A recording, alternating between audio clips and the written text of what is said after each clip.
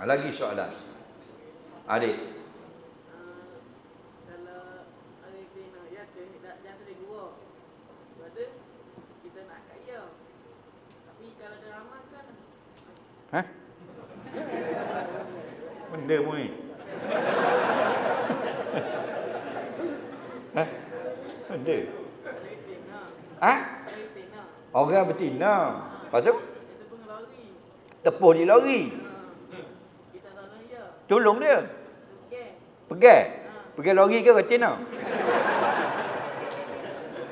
Biasa pegang betina. Lepas tu?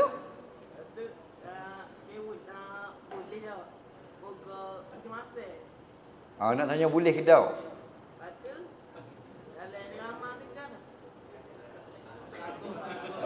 Berlakon. Okey. Adik, umur berapa? Cakap atas 1, 13 lah. Okey. 13 tahun tanya. Dalam drama berlaku aksiden berlanggar. Boleh tak orang lelaki pegang orang puan yang berlanggar tu? Aksiden kerana nak tolong. Tapi bukan sungguh. Berlakon saja. Hukumnya haram. Kerana yang dibolehkan ketika darurah.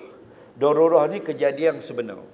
Dalam kejadian sebenar, budak puan tepuh di lori depan tu. Contoh. Kita seorang je ada. Budak puan naik skuter, berlanggar dengan Tok Siok.